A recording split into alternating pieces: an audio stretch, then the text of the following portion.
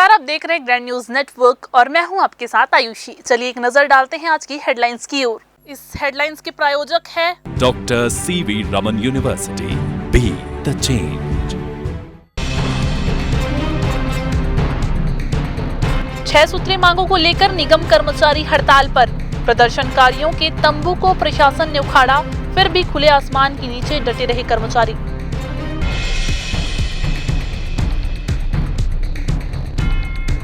न्यायधानी में फिर सामने आया करोड़ों की ठगी का मामला। अंडा भजिया बेचने वालों ने लोगों को डिजिटल ऐप के जरिए लगाया करोड़ों का चूना। वायरल वीडियो के आधार पर जांच कर रही है पुलिस।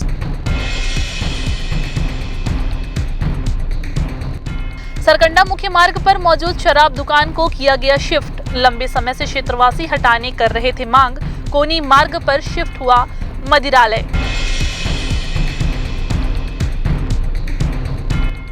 और बिलासपुर एसपी रजनेश सिंह की गाड़ी का काटा गया चालान। वाहन चालक ने जंप किया था रेड सिग्नल। साहब ने ऑनलाइन पटाया 2000 रुपए का चालान।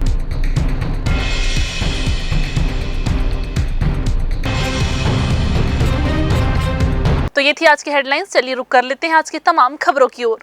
नवयुक्त अधिकारी कर्मचारी कल्याण संघ छत्तीसगढ़ ने अपनी 6 सूत्री लंबित मांगों को लेकर जैसे ही नेहरू चौक पर 3 दिवसीय प्रदर्शन शुरू किया, पुलिस और प्रशासन की टीम ने पंडाल उखाड़ उन्हें खदेड़ने की कोशिश की। भड़के आंदोलनकारियों ने जमकर नारेबाजी की और वहीं धरना दे दिया। आंदोलनरत कर्मचारियों ने बताया कि वे अपनी 6 सूत्री मांगों को लेकर 12 नवंबर से 14 नवंबर तक हड़ताल पर हैं।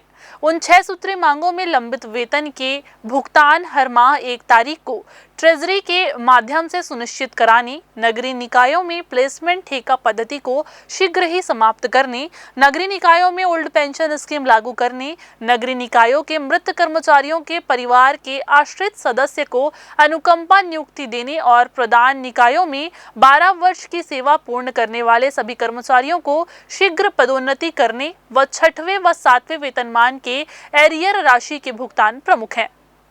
हालांकि कर्मचारियों के द्वारा संचालक नगरीय प्रशासन के द्वारा जल्द ही समस्या का निराकरण करने का भरोसा दिया गया था, लेकिन 1 महीना बीत जाने के बाद भी इस दिशा पर कोई कार्यवाही नहीं होने पर कर्मचारियों को हड़ताल करने के लिए मजबूर होना पड़ा है। कर्मचारियों की हड़ताल की वजह से मंगलवार को नगर निगम दफ्तर में सन्नाटा नजर आया और विभाग में कार्य पूरी तरह से पूरा कामकाज ठप पड़ा रहा। हमारी 6 बिंदुओं की मांग है। पहला तो है ट्रेजरी के माध्यम से वेतन भुगतान हो, दूसरा है ओल्ड पेंशन, तीसरा है अनुकंपा, चौथा पदोन्नति, 5वां है ठेका पद्धति और लास्ट में जो है एरियस की राशि। 6वां और 7वां वेतनमान का एरियस मिला नहीं है अभी हम लोग। ये क्यों आप लोग को ये ज़रूरत पड़ी इस तरह के आंदोलन आने की? बातचीत नहीं हुई थी क्या अब तक कभी किसी से? 6 से 7 चरणों में हमने, हमारे जो संचालक हैं नगरीय प्रशासन विभाग के कुंदन कुमार जी, उनसे हमने 3 से 4 बार मुलाकात किया है। उन्होंने आश्वासन दिया था 1 महीने में हम करेंगे, इसी 6 बिंदुओं पर हम करेंगे, लेकिन 1 महीने से ज़्यादा हो गया, 2 महीना हो गया, अभी तक उन्होंने आदेश पारित नहीं करवाया है। आज आप लोगों ने काम बंद हड़ताल किया है, कब तक ये जारी रहेगा? ये 3 दिवस है, 12, 13, 14। अगर हमारी मांगी पूरी नहीं हुई तो फिर हम अनिश्चितकालीन का निर्णय लेंगे यहीं पर। अपना नाम बता देंगे। राजेश सोनी, नवयुक्त अधिकारी कर्मचारी कल्याण संघ। मंगलवार की सुबह नगर निगम के अमले ने सरकंडा बिरकुना रोड में मौजूद तालाब पर हो रहे अवैध कब्जे को हटाने की कार्यवाही पूरी की। यहां बने बाउंड्री वॉल को जहां ढहा दिया गया तो वहीं पाटी गई मिट्टी को खोदकर कब्जे को मुक्त कराया गया। सरकंडा से अशोक नगर को जोड़ने वाले मुख्य मार्ग पर मौजूद शासकीय तालाब को शहर के एक व्यवसायी के द्वारा अवैध रूप से मिट्टी डालकर पाटा जा रहा था, जिसके बाद जिला प्रशासन के द्वारा इस पर जांच कराई गई, जिसमें पाया गया कि मुख्य मार्ग पर मौजूद जिस जमीन पर मिट्टी डालकर पाटाई की जा रही है वह तालाब के निस्तारी के लिए दर्ज है, लेकिन व्यवसायी ने उक्त जमीन में हेराफेरी करते हुए लगभग तालाब की 6 एकड़ जमीन पर कब्जा करने की योजना तैयार करते हुए मौजूदा समय में 1 एकड़ 80 डिसमिल जमीन पर पटाई पूरी कर ली थी, जिसके बाद जिला प्रशासन ने अवैध रूप से किए जा रहे कब्जे को हटाने के लिए कहा, लेकिन उक्त व्यवसायी के द्वारा कोई जवाब नहीं देने पर मंगलवार को नगर निगम के अतिक्रमण दस्ते ने यहां पहुंचकर मौके पर मौजूद बाउंड्री वॉल और मिट्टी को खोदकर अवैध कब्जे से मुक्त कराया। सुबह से ही नगर निगम के अभियंता और अतिक्रमण शाखा विभाग के कर्मचारी यहां पहुंच गए और कब्जे को हटाने की कार्यवाही प्रारंभ करते हुए दोपहर तक कार्यवाही को पूर्ण किया। ये एक्चुअल में ग्राम चाटीडी का हिस्सा है। सरस्वती शिशु मंदिर स्कूल के सामने आशाबन बाईपास रोड पे है। इसका खसरा नंबर 5, 6 और 7। इसको जो भी है पिछले समय में इसको टुकड़े में विभक्त कर दिया गया, वास्तव में तालाब है। और तालाब है, इसका संज्ञान लिया गया था जब ये पटना शुरू हुआ था 2 साल पहले। धीरे धीरे इसमें कचरा, मिट्टी ये सब ला के पाटा जा रहा था। इनको नोटिस जारी किया गया था। अभी वर्तमान में अनुविभागीय अधिकारी राजस्व के द्वारा इनको नोटिस जारी करके कि आप तालाब की भूमि को पाट रहे हैं करके इनको जुर्माना भी लगाया गया था। और यदि आप इसको पुनः खुदाई नहीं करेंगे तो इस पर कार्रवाई होगी करके इनको समय दिया गया था, ये नहीं करे। तो आज एसडीएम साहब और कलेक्टर महोदय के निर्देश पे आज यहाँ पे नगर पालिक निगम की टीम, जो यहाँ पे फेंसिंग था, बाउंड्री वाल था, ये एक्चुअल में बेजा कब्जा था। और कानूनन दृष्टि से ये अपराध भी है कि तालाब मध्य की ज़मीन को आप पाट रहे हैं, भले किसी के भी नाम पे हो, लेकिन इसमें निस्तार था, जानवर भी पानी पीते थे और ये ग्रामीण परिवेश का क्षेत्र है, यहाँ लोग नहाते वहाते भी थे। तो इसको आज हम लोगों ने खुदाई का काम शुरू किया। जैसा कि आप देख रहे हैं, हमारा 8 जेसीबी और 10 डंपर लगा हुआ है। यहाँ का जो भी 1 एकड़ 10 डिसमिल टोटल 580 ज़मीन है, जिसमें से 1 एकड़ 10 पे पटाई कर दिया गया था। तो प्रशासन ने इसको संज्ञान लेते हुए कि पूरा तालाब ना पाट दिया जाए, इसलिए इसको जब प्रारंभिक तौर पे इसको बंद करा के इसकी खुदाई उदाई का कार्य प्रारंभ किया गया। खर्चा इनके ऊपर अधिरोपित किया जाएगा। हमारे जितने कर्मचारी लगे हों, चाहे नगर निगम के हों या पुलिस प्रशासन के हों या रेवेन्यू की टीम हो या और जो हमारे तोड़ू दस्ता के जो 60-70 सदस्य लगे हुए हैं, तो इनका जो भी वो होगा, ये सब का बना के उनको दंड अधिरोपित करने के लिए एसडीएम साहब के पास भेजा जाएगा। उसके बाद आगे कार्रवाई सुनिश्चित की जाएगी। जिस तरह से नगर निगम ने तालाब की जमीन को अवैध कब्जे से मुक्त करने की ये पहल की है, इस तरह से बिलासपुर में अन्य कई तालाब है जहां इस तरह से बेजा कब्जा हो रहा है और तालाब का स्वरूप भी खराब हो रहा है। इसी तरह से अन्य क्षेत्रों में भी कार्रवाई की जरूरत है, जिससे तालाबों के स्वरूप को वापस जीवित रखा जा सके। कैमरामैन राकेश मिश्रा के साथ आलोक, ग्रैंड न्यूज, बिलासपुर। समर्थन मूल्य पर धान खरीदी की तैयारियां जिले में लगभग पूरी कर ली गई है। खरीदी कार्य 14 नवंबर से शुरू होकर 31 जनवरी तक चलेगा। जिले में 140 धान खरीदी केंद्र बनाए गए हैं। इन केंद्रों पर 1,37,000 किसान अपना धान बेच पाएंगे। आपको बता दें कि समर्थन मूल्य में धान बेचने को लेकर किसानों में उत्साह देखा जा रहा है। वे बेसब्री से खरीदी शुरू होने का इंतजार कर रहे हैं। प्रशिक्षण में बेचने वाले धान सहित अन्य नियम कायदों की जानकारी दी गई। बताया गया कि धान में 17% से अधिक नमी नहीं रहनी चाहिए। इसके अलावा निम्न श्रेणी के धान का मिश्रण 6%, डैमेज एवं डिस्कलर 5%, अधपका और सिकुड़ा धान 3%, बाह्य पदार्थ 1% एवं कार्बनिक 1% तक मान्य होगा। केवल पंजीकृत किसानों से उन्हें जारी टोकन के अनुसार धान खरीदा जाएगा। 7 दिवस पूर्व इस साल टोकन जारी किए जाएंगे। आपको बता दें कि सीमांत एवं लघु किसानों को टोकन जारी करने में प्राथमिकता दी जाएगी। इलेक्ट्रॉनिक कांटा बाट का धान तौल में उपयोग किया जाएगा। एक बोरे में 40 किलोग्राम धान की भर्ती की जाएगी। हालांकि सहकारी समिति के कर्मचारियों के हड़ताल में होने से खरीदी केंद्र में समस्या आने की बात सामने आ रही थी, लेकिन जिला विपणन अधिकारी की माने तो खरीदी के पहले हड़ताल समाप्त होने की उम्मीद है और अगर उसके बाद भी हड़ताल जारी रहती है तो खरीफ को लेकर व्यवस्था पूर्ण कर ली गई है। 14 नवंबर से प्रदेश में धान खरीदी शुरू हो रही है। इसके लिए सभी जो सहकारी केंद्र है, खरीदी केंद्र है, वहां पर तैयारियां पुख्ती की जा रही है। बारदाने पहुंच चुके हैं। जहां पर धान को रखा जाना है उनके नीचे क्योंकि बारिश हो जाती है तो वो गीला ना हो, इसके लिए पूरी बोरियां यहां ले आ गई है ताकि जब धान को खरीदी हो और उसे रखा जाए तो उसे किसी तरह का नुकसान ना हो। सहकारी केंद्र में कैमरे भी लगा दिए गए हैं ताकि सुरक्षा का भी पूरा ख्याल यहाँ पर रखा गया है, किसी तरीके की कोई समस्या ना हो। बारदाने को लेकर हमेशा ये शिकायत रहती थी कि जो किसान धान लेकर आते हैं यहाँ बारदाना नहीं होने से उन्हें बहुत समस्या का सामना करना पड़ता है। लिहाजा सरकार ने इस बार बारदाने पहले ही सभी सहकारी केंद्रों में पर्याप्त मात्रा में पहुँचा दिए हैं, जिससे किसी भी प्रकार की जब किसान धान लेकर यहाँ पहुँचेंगे तो उन्हें दिक्कत नहीं होगी। जो लक्ष्य सरकार के द्वारा दिया गया है धान खरीदी का, उसे पूरा करने की पूरी कोशिश सहकारी केंद्रों में खरीदी के माध्यम से की जाएगी। हालांकि 14 तारीख से भले ही धान खरीदी शुरू हो रही है, लेकिन उम्मीद की जा रही है कि 18 से 20 नवंबर के बीच किसान अपने धान लेकर इन सहकारी केंद्रों में पहुंचेंगे, क्योंकि आमतौर पर छत्तीसगढ़ में जो धान लगाया जाता है वो अमूमन नवंबर का जो आधा महीना उसके बाद ही कटनी उसकी शुरू होती है। उसके बाद किसान उसे लेकर धान खरीदी केंद्रों तक पहुँचते हैं, क्योंकि मौजूदा समय में सहकारी अधिकारी कर्मचारियों की मांगों को लेकर वे आंदोलनरत भी है। इसी वजह से टोकन भी नहीं कट रहा है, तो किसान यहाँ टोकन लेने भी नहीं आ पा रहे ताकि वो यहाँ पहुँचकर धान बेच सके, क्योंकि 14 तारीख से ये शुरू होना है धान खरीदी केंद्र। लिहाजा सरकार भी अब ये प्रयास कर रही है कि सभी मामले को पूरी तरीके से सुलझाया जाए और जल्द से जल्द धान खरीदी की जो व्यवस्था है उसे सुचारू रूप से संचालित किया जाए। राकेश मिश्रा के साथ आलोक अग्रवाल, ग्रैंड न्यूज़, बिलासपुर। तो फड़ व्यवस्था की तैयारी साफ सफाई के हो गए हैं और बारदाना भी अपन आ गए हैं, लेकिन अपन जो संगठन है प्रांतीय लेवल में वो कुछ इस साल धान खरीदी की नीति जो गवर्नमेंट द्वारा बनाया गया है ना, वो कुछ उचित नहीं लग रहा है। इसलिए अपना यूनियन संघ जो है ना प्रदेश स्तर में हड़ताल हर संभाग में होते, तो वैसे भी तो अपने यहाँ जो 14 तारीख का खरीदी होता है वो तो कम से कम एक आध हफ्ता बाद होगा। अपने यहाँ जो किसान है वो थोड़ा गरहुन धान बोते हैं जो लेट में आता है, इसलिए थोड़ा धान खरीदी में टाइम है। लेकिन अभी तो फिलहाल अपने प्रांतीय लेवल में हम अपना संगठन के साथ हड़ताल में हैं। 33 समितियों में 73 किसानों का 4254 क्विंटल के लिए टोकन कटा है। सर, ये जो अभी हड़ताल चल रही है, क्या इसकी वजह से कुछ प्रभावित हो रहा है काम? नहीं, कोई काम प्रभावित नहीं होगा। हड़ताल संभवतया समाप्त हो जाएगा आजकल में, और धान खरीदी में कोई व्यवधान नहीं आएगा। अगर नहीं होता है तो कुछ वैकल्पिक व्यवस्था की गई है? हाँ, ऑपरेटरों को प्रभार देके जिला प्रशासन और भी लोगों को प्रभार दे सकता है। 2-3 सालों से बारदाने की कोई किल्लत नहीं है। हमारे यहाँ बारदाना एक्सेस में पड़ा हुआ है, सभी समितियों में बारदाना जा रहा है और मतलब बारदाने की कहीं कोई कमी नहीं है। फिलहाल वक्त हो चला है एक छोटा सा ब्रेक लेने का। ब्रेक के बाद जारी रहेंगी खबरें, आप बने रहिए ग्रैंड न्यूज़ के साथ।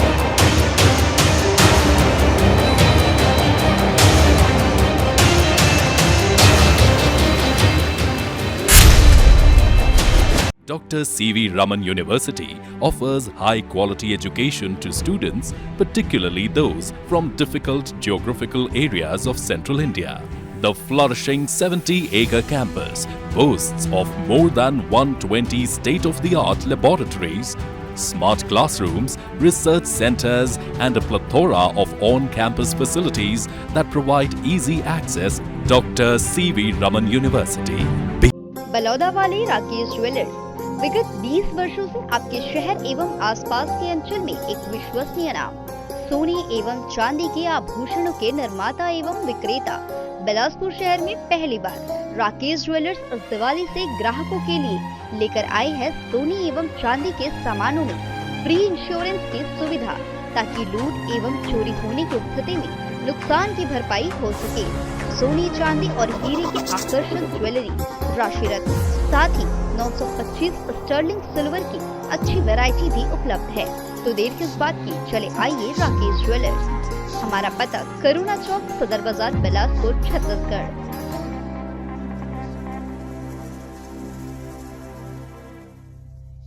ब्रेक के बाद आप सभी का स्वागत है। बिलासपुर के तिफरा चौक के पास अंडा भजिया की दुकान लगाने वालों ने लोगों से निवेश करवाने के नाम से करोड़ों रुपयों की ठगी कर डाली। मामले में सोशल मीडिया पर एक वीडियो वायरल हो रहा है, जिसमें तिफरा क्षेत्र के अंडा बेचने वाले बशीर बंग नाम के एक व्यक्ति ने लोगों को अपने झांसे में लेते हुए एक मास्टर चैट आई नामक डिजिटल ऐप के जरिए करोड़ों रुपए की ठगी की है। बशीर ने वीडियो के जरिए मास्टर चैट आई ऐप का प्रचार करते हुए पैसा निवेश कर ज्यादा मुनाफा कमाने का लोगों को लालच दिया, जिसमें ये कहा गया कि रोज रिटर्न कमा सकते हैं, जिसमें 680 रुपए छोटे इन्वेस्टमेंट करने पर 24 रुपए प्रतिदिन रिटर्न कमाने का लालच लोगों को दिया गया और लोग लालच के चलते बशीर के झांसे में आते गए। आरोपी के द्वारा अब तक लोगों से करोड़ों रुपए ठगे जा चुके हैं। बशीर ने लोगों को अपने झांसे में लेने के लिए तरह तरह के हथकंडे अपनाए हैं। उसने एक बड़ा होटल किराए में लिया और जहां अपने छुपाए हुए पैसों को लोगों के सामने रखा और लोग उसके झांसे में आते चले गए।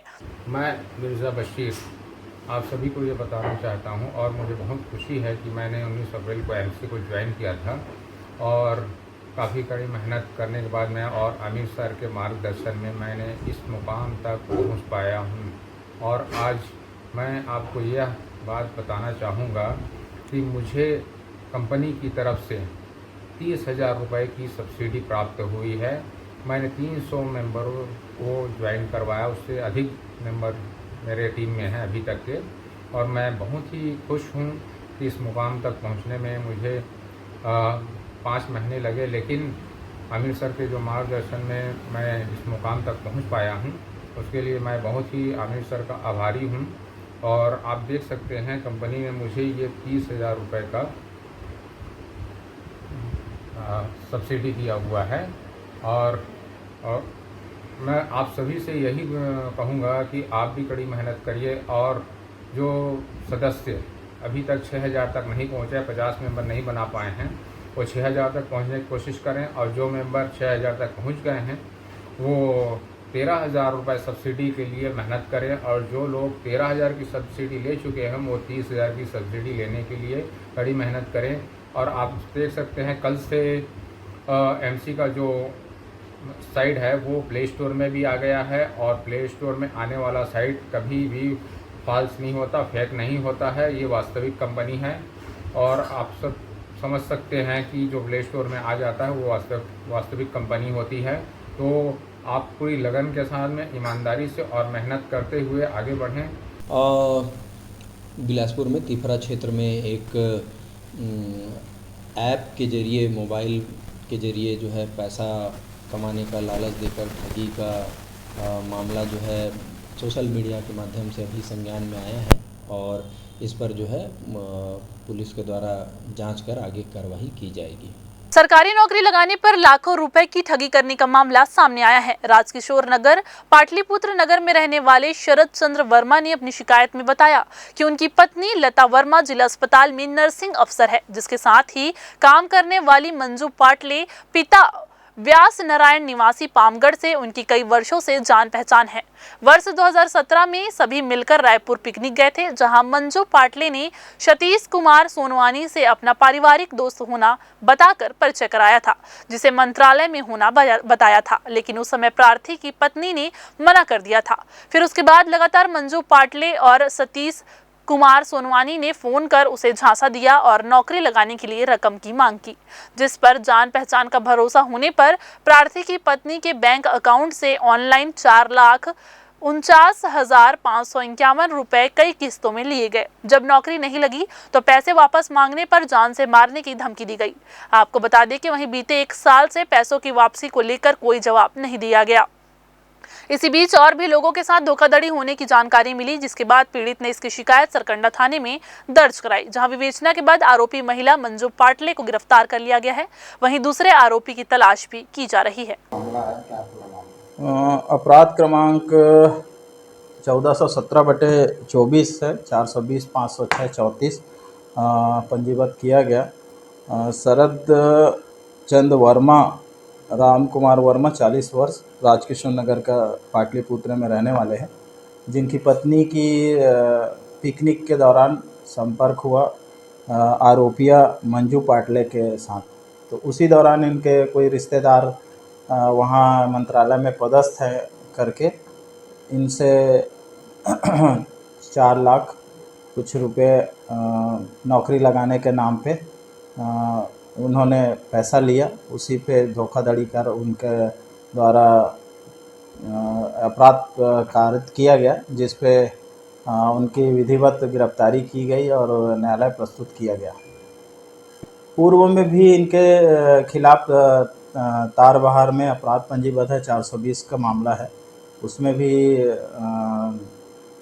उनका भी बेल मिला हुआ है, और यहाँ पे भी शिकायत जैसे ही प्राप्त हुआ उस पर भी हमने अपना विधिवत गिरफ्तारी कर न्यायालय प्रस्तुत किया गया। इसमें किनकी गिरफ्तारी की गई? इनकी मंजू, इसमें महिला का गिरफ्तारी हुआ है, और एक और आरोपी हैं जिनकी अभी गिरफ्तारी नहीं हुई है, अभी पता तलाश जारी है।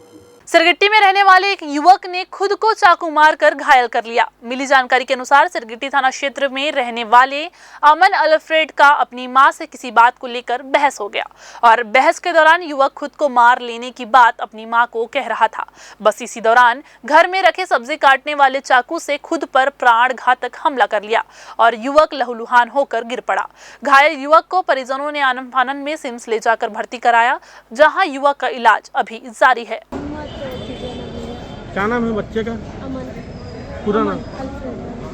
अमन अल्फ्रेड। और पिताजी का? Joseph Alfred.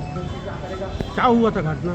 कुछ नहीं, मेरे से थोड़ा सा बहस हुआ ना, तो मैं अपने आप को मार लूँगा करके खुद से ऐसे मार लिया। कितने बजे घटना है? सुबह 6 बजे। काम क्या करता है? ये अभी तो जॉब में नहीं है, ऐसे सेमसन में करता है? पहले अपना नाम बता देंगे? प्रतिमा। पूरा नाम बताएंगे? प्रतिमा अल्फ्रेड। लापरवाही पूर्वक ऑटो चालक ने कार को ठोकर मार दी। ठोकर मारने के बाद लापरवाह ऑटो चालक और उसमें सवार युवकों ने कार सवार के साथ गाली गलौज और मारपीट भी की। यही नहीं, पीड़ित का पर्स भी छीनकर भाग निकले। ये पूरा मामला कोटा थाना क्षेत्र का है। कोरी डैम से वापस आ रहे कार चालक को ऑटो चालक ने ठोकर मारी और ऑटो चालक युवकों ने कार चालक अक्षय साहू के साथ गाली गलौज करते हुए उसकी पिटाई भी कर दी।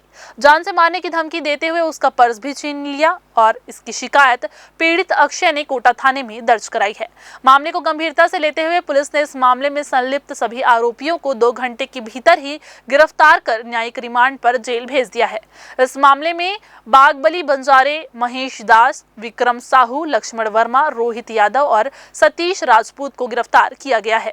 कोटा थाना क्षेत्र में कल दो पक्षों के बीच विवाद की घटना सामने आई, जिसमें कि लड़ाई झगड़े के बाद एक्सीडेंट को लेकर के विवाद हुआ था और विवाद के बाद जो है एक पक्ष ने दूसरे पक्ष से जो है झपटमारी भी की, उसके पर्स से पैसे लूट लिए थे और मारपीट की थी, जिस पर थाने में तत्काल जो है टीम पहुंच करके उसमें BNS की धाराएं 281, 296, 115, 191, 304 और 351 के तहत हमने अपराध पंजीबद्ध किया। नॉन अवेलेबल धाराओं के तहत FIR हुई और इसमें 6 आरोपी इन्वॉल्व थे। 6 की गिरफ्तारी तत्काल की गई और उनको जुडिशियल रिमांड में आज भेजा जा रहा है।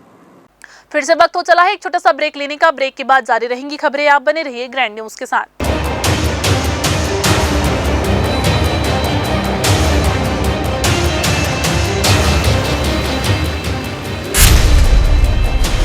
Dr. C.V. Raman University offers high-quality education to students, particularly those from difficult geographical areas of central India.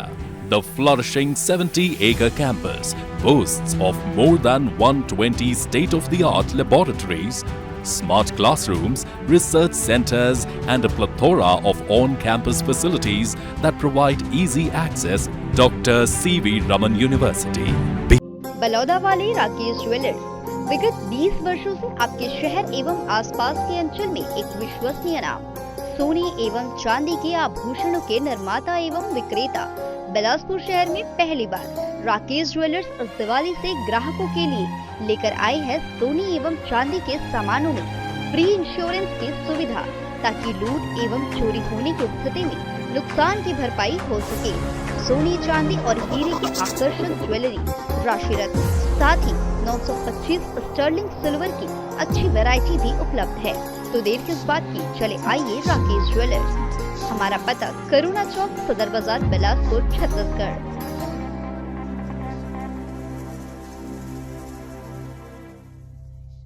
Break के बाद आप सभी का एक बार फिर से स्वागत है। रतनपुर क्षेत्र में चल रहे जुए पर पुलिस ने दबिश दी और 5 लोगों के खिलाफ कार्रवाई की। रतनपुर पुलिस को मुखबिर के जरिए जानकारी मिली कि ग्राम पंचायत चपोरा में चापे जलाशय के पास जुए का फड़ चल रहा है। सूचना मिलते ही पुलिस ने मौके पर जाकर घेराबंदी की, जहां से 5 जुआरियों जितेंद्र सिंह, अरुण सोनी, मनीष सूर्यवंशी, कुलदीप पाटिल और अभय सिंह को पकड़ लिया गया। इन जुआरियों के पास से ताश की पत्ती सहित 22,000 रुपए नगद जब्त किए गए। सभी के खिलाफ विधिवत कार्यवाही भी कर ली गई है। बिलासपुर जिले में लगातार अवैध कृत्यों पर प्रहार चल रहा है, जिस पर कल उसी तारतम्य में एक जुए की सूचना जो है पुलिस को मिली थी, जो चापी जलाशय है रतनपुर थाना क्षेत्र के। वहाँ पे कुछ लोग जुआ खेलते पाए गए, जिसमें 5 आरोपियों की अरेस्टिंग हुई है और 22,200 रुपये उसमें जो है जब्त किए गए हैं। इसके अलावा भी तखतपुर में भी एक सूचना प्राप्त हुई थी, जहाँ पे जो है रेड कार्रवाई की गई है। सीपत क्षेत्र में भी रेड कार्रवाई की गई है और लगातार इस प्रकार जो है अवैध कृत्यों पर बिलासपुर पुलिस कार्रवाई कर रही है। बिलासपुर सिरगिट्टी क्षेत्र के 2 चर्चित कबाड़ी दुकानों में पुलिस ने छापामार कार्यवाही की है। दोनों दुकानों से वाहन में लगभग 5 लाख रुपए के लोहे का कबाड़ जब्त किया गया है। वाहन और कबाड़ मिलाकर लगभग 35 लाख माल पुलिस ने जब्त किया है। पुलिस ने इस कार्यवाही में एक कबाड़ी सहित 2 कर्मचारियों को गिरफ्तार कर लिया है, तो वहीं एक कबाड़ी पुलिस की गिरफ्त से बाहर बताया जा रहा है। मिली जानकारी के अनुसार एसपी रजनीश सिंह ने मीडिया के माध्यम से मिल रहे सिरगिट्टी क्षेत्र में अवैध कबाड़ के कारोबार को गंभीरता से लेते हुए टीआई विजय चौधरी को जमकर फटकार लगाई थी। सिरगिट्टी पुलिस ने कबाड़ सहित तीनों वाहनों को जब्त कर एक कबाड़ी व 2 कर्मचारी मोहम्मद इमरान, मोहम्मद जुनैद और मनोज दुबे को गिरफ्तार कर लिया है, तो वहीं एक कबाड़ी फिरोज पुलिस की गिरफ्त से बाहर बताया जा रहा है।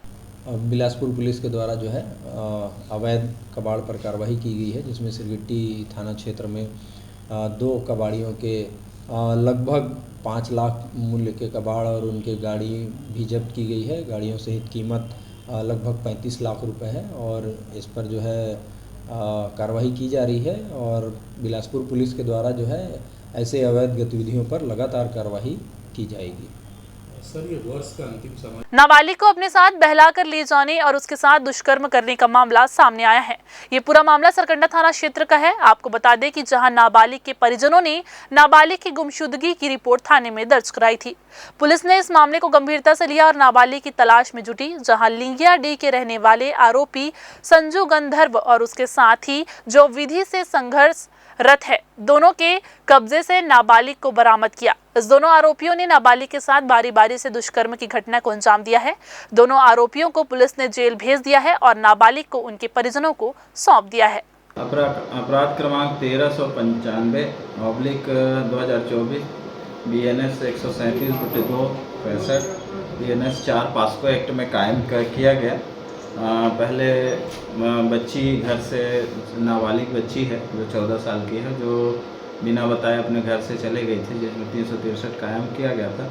बाद में पता चला जब उसके दस्तयाब किए तो कि उसके साथ आरोपी संजू गंधर्व और एक विधिवत संघर्ष बालक उनके साथ कुछ गलत काम किए। उसी पे उनके बयान के आधार पर 164 के कथन के आधार पे उसको विधिवत गिरफ्तार किया गया। बाद न्यायालय प्रस्तुत कर दोनों को, एक को बाल न्यायालय और एक को न्यायिक रिमांड में प्रस्तुत कर विधिवत कार्रवाई किया जा रहा है। इधर मंगलवार को जिला आबकारी विभाग ने सरकंडा क्षेत्र में मौजूद शराब दुकान को कोनी मुख्य मार्ग में शिफ्ट कर दिया है। दरअसल सरकंडा बस्ती के बीच में मौजूद शराब दुकान की वजह से क्षेत्रवासियों को लंबे समय से समस्याओं का सामना करना पड़ रहा था। कई बार शराब दुकान को हटाने के लिए क्षेत्रवासियों के द्वारा आंदोलन भी किया गया, जिसके बाद जिला आबकारी विभाग ने दुकान को शिफ्ट करने की योजना पर काम करना शुरू किया और लंबे समय के बाद आखिरकार विभाग ने यहां से दुकान को कोनी मुख्य मार्ग में शिफ्ट कर दिया है। शराब दुकान के हटने से क्षेत्र के लोगों में खुशी है, क्योंकि उनके द्वारा इस संबंध में लगातार आंदोलन भी किया जा रहा था। ये दारू भट्टी सरकंडा क्षेत्र का बहुत बड़ी समस्या थी और जिस प्रकार से वहाँ के लोगों ने इस भट्टी को हटाने के लिए आंदोलन में साथ दिया, खासकर महिलाओं ने जो अपने घर के काम धाम छोड़कर, चाहे वो धरना प्रदर्शन करना रहे या चक्का जाम करना रहे, सभी में उन्होंने बढ़ चढ़ कर हिस्सा लिया। इसी का परिणाम है कि ये भट्टी आज यहाँ से शिफ्ट होकर दूसरी जगह चली गई है और बीच बस्ती में इस प्रकार की भट्टी से लोगों को बहुत परेशानी हो रही थी। बगल में ड्रीमलैंड स्कूल है और मेन रोड में आने जाने वाले लोगों को बहुत परेशानी हो रही थी। ये जीत वहाँ के खासकर बंधुआपारा और सरकंडा एरिया के जितने भी नागरिक हैं उनकी जीत है और ख़ासकर नारी शक्ति जिन्होंने बढ़ चढ़ कर इस आंदोलन में भाग लिया, उनकी जीत है। मैं सभी को इस आंदोलन के लिए बधाई देता हूं। उनका आज परिणाम है कि इस भट्टी को यहाँ से हटाने में उनको मजबूर होना पड़ा। फिर से वक्त हो चला है एक छोटा सा ब्रेक लेने का। ब्रेक के बाद जारी रहेंगी खबरें। आप बने रहिए ग्रैंड न्यूज़ के साथ।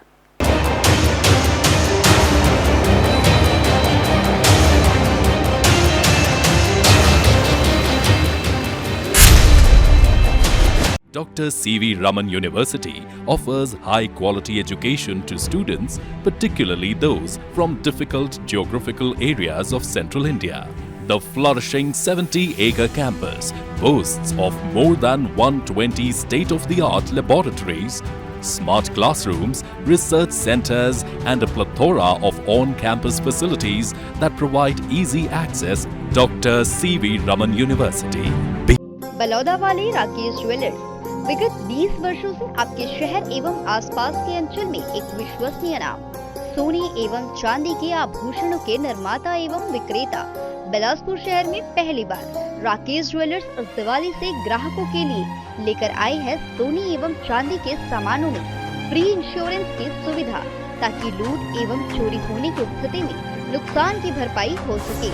सोने, चांदी और हीरे की आकर्षक ज्वेलरी, राशि रत्न, साथ ही 925 स्टर्लिंग सिल्वर की अच्छी वैरायटी भी उपलब्ध है। तो देर किस बात की, चले आइए राकेश ज्वेलर्स। हमारा पता करुणा चौक, सदर बाजार, बिलासपुर, छत्तीसगढ़।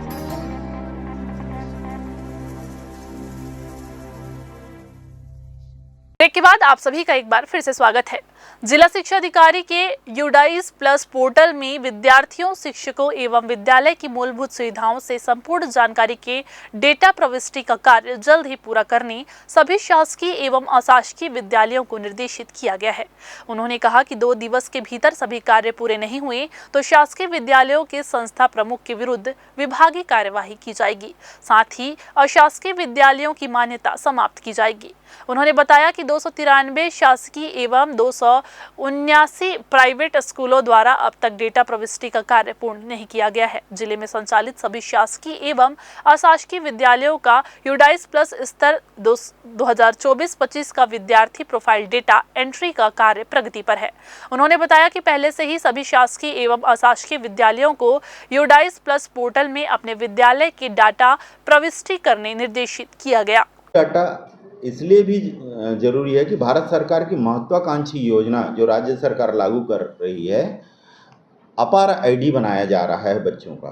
अपार आईडी इतना महत्वपूर्ण है जो केंद्रीय विद्यालयों में, अन्य विद्यालयों में पहले लागू हो चुका है। अब पूरे प्रदेश में अपार आईडी बच्चों का बनाया जा रहा है। अपार आईडी प्रारंभिक रूप से अभी 9वीं से 12वीं तक के बच्चों का बनाया जा रहा है, जिसमें उसके सारे यूडाइस डाटा बहुत महत्वपूर्ण है। विद्यालयों का संचालन बिना यूडाइस कोड के होता नहीं है, और यूडाइस कोड जब आवंटित होता है तभी वो विद्यालय विधि मान्य माना जाता है। जैसे यूडाइस पोर्टल खोला जाता है, उसमें स्कूल का प्रोफाइल, स्टूडेंट का प्रोफाइल, अन्य प्रकार की जानकारी भरा जाना होता है। आज सितंबर माह है, जून से सत्र प्रारंभ होता है और जुलाई तक एडमिशन की प्रक्रिया होती है। जैसे जैसे एडमिशन होता है यूडाइस डाटा भरा जाना होता है। तो स्टूडेंट प्रोफाइल अधिकांश स्कूलों में कंप्लीट नहीं हुआ है, लेकिन स्कूल प्रोफाइल लगभग हमारा कंप्लीट होने की स्थिति में है। कुछ स्कूल बच गए हैं। यूडाइस डाटा में जब स्टूडेंट प्रोफाइल कंप्लीट नहीं होगा, और ये सितंबर माह है, तो आगे के लिए बच्चों के हित को प्रभावित करता है। इसीलिए बार बार सूचना देने के बाद केवल सूचना भर नहीं, प्राचार्यों की बैठक ली गई है, ट्रेनिंग दिया गया है, CSEs बैठक लिए हैं स्कूलों को, सभी के लिए, ये प्रधान पाठकों के लिए, प्राचार्यों के लिए, सबको बाकायदा ट्रेनिंग दिया गया है। और इस डाटा को एंट्री करने का बार बार सूचना, और बार बार मेरे द्वारा भी व्हाट्सएप के माध्यम से उनको सूचना दी गई है, फिर भी इनकम्प्लीट है। हमने जिला शिक्षा अधिकारी कार्यालय से ये जारी किया है कि 2 दिन के अंदर इसको अनिवार्य रूप से पूर्ण करें, अन्यथा की स्थिति में जो भी समुचित कार्रवाई होगी की जाएगी। बिलासपुर के एक नई हाईटेक बस स्टैंड के पीछे बने अभिलाषा परिसर में लॉ की छात्रा रितु पटेल पर कोचिंग जाने के दौरान एक कुत्ते ने हमला कर दिया। कुत्ते ने स्कूटी सवार छात्रा को दौड़ाया, जिसके बाद छात्रा ने अपने स्कूटी से नियंत्रण खो दिया और जमीन पर गिर पड़ी। इसके बाद कुत्ते ने उस पर हमला कर दिया। इस घटना में छात्रा बुरी तरह से घायल हो गई, जिसके बाद उसे निजी अस्पताल में ले जाकर भर्ती कराया गया। बिलासपुर में कुत्ते काटने का मामला इससे पहले देवरी खुर्द में भी सामने आया था, जहाँ पागल कुत्ते ने लगभग दर्जन भर से अधिक को काट कर बुरी तरह से घायल कर दिया था, जिसके बाद निगम प्रशासन को होश आया और कार्यवाही की गई। कुछ दिन बाद फिर से शहर में कुत्तों के आतंक का मामला सामने आ गया है, जिस पर निगम को अब ध्यान देने की काफी जरूरत है। जैसे ही मैं निकली यहाँ से, फिर यहाँ पर वालिया अंकल के यहाँ बहुत सारे डॉग रहते हैं, तो वहाँ बस एक ही डॉग था। तो जैसे ही मैं गई, शायद वो पता नहीं, मेरे को उतना याद नहीं है, तो पैर को पकड़ा। वहाँ पर मुड़ान है तो थोड़ा सा स्लो होता है बाइक, तो वो पकड़ लिया पैर को। फिर मैं गिर गई, बैलेंस बिगड़ गया और गाड़ी मेरे ऊपर गिर गया। फिर उसके बाद बैक साइड, सिर, ये सब तरफ खरोच है।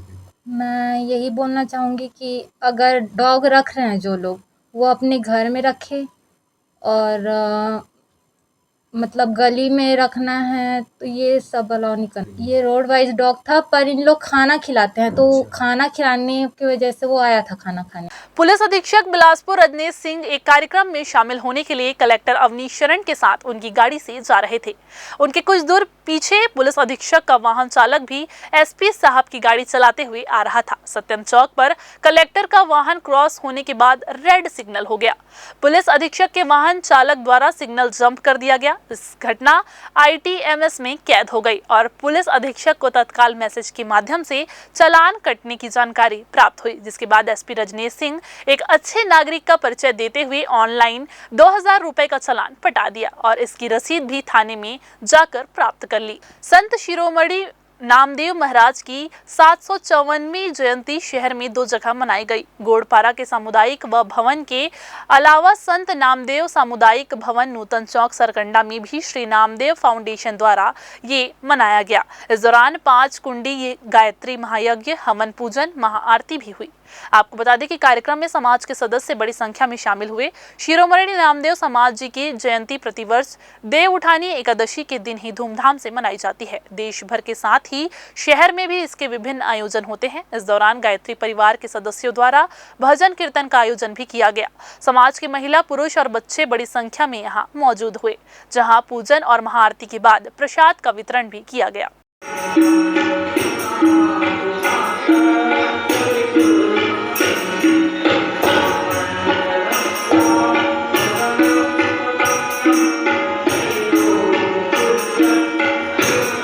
कि हमें सभी को विदित है कि संपूर्ण भारतवर्ष में आज संत नामदेव जी की 754वीं जयंती का उत्साह से, हर्षोल्लास से आयोजन किया जा रहा है। उसी तारतम्य में यहाँ बिलासपुर नामदेव समाज और फाउंडेशन के द्वारा भी 5 कुंडीय गायत्री यज्ञ का बृहद आयोजन किया गया है और जिसमें समाज के सभी बंधुगण, हमारी महिलाएं और देवी शक्तियाँ उपस्थित हैं। और इस संत नामदेव जी के पथ संचालन में हम सभी ये शपथ लेते हैं कि उनके द्वारा दिखाए गए मार्ग पर हम चलकर समाज का और हमारे शहर का और विश्व का कल्याण करेंगे। इसी भावना के साथ हम सभी नामदेव जयंती का आयोजन कर रहे हैं। तो ये थी आज की बुलेटिन की तमाम खबरें। अगले बुलेटिन में फिर होगी आपसे मुलाकात। तब तक के लिए पूरी टीम के साथ मुझे दीजिए इजाजत। नमस्कार।